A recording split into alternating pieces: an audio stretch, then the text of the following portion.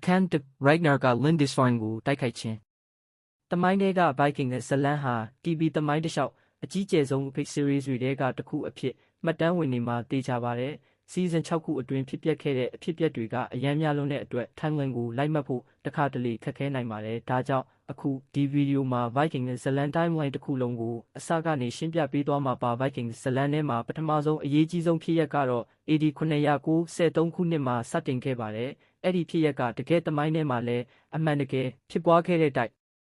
ခိုက်မှုတစ်ခုကိုအခြေခံထားတာပါတကယ်တော့ Viking တွေရဲ့ပထမဆုံး Anglo-Saxon နယ်မြေတိုက်ခိုက်မှုကဒီမတိုင်ခင်၄နှစ်လောက်ကဖြစ်ခဲ့တာပါ။ Longbow 3 စီးနဲ့ Westside ကမ်းခြေကိုရောက်လာပြီးဘုရင်ရဲ့အရာရှိတစ်ယောက်ကိုတပ်ဖြတ်ခဲ့ကြပါတယ်။ဒါပေမဲ့ Lindisfarne တိုက်ခိုက်မှုကတော့အဲ့အထက်အများကြီးကြောက်စရာကောင်းခဲ့ပါတယ်။သွေးစာနေတဲ့ Viking စစ်သည်တွေဟာ Lindisfarne Sheets Cuthbert ဘုရားကျောင်းကိုဝင်ရောက်လုယက်ခဲ့ပြီးအကာအကွယ်မရှိတဲ့ဘုန်းကြီးတွေကိုရက်ရက်ဆက်ဆက်တပ်ဖြတ်ခဲ့ကြပါတယ်။အဲ့ဒီနေ့ကစပြီး Vikings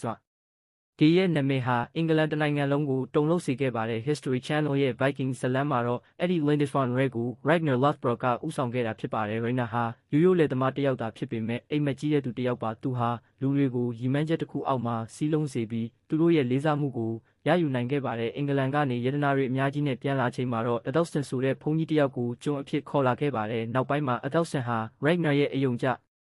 ကြီးရဆုံးမိတ်ဆွေတစ်ယောက်ဖြစ်လာမှာပါ။ဒီအောင်မြင်မှုကြောင့် Saxon နိုင်ငံတွေကိုထပ်မံတိုက်ခိုက်ဖို့ Viking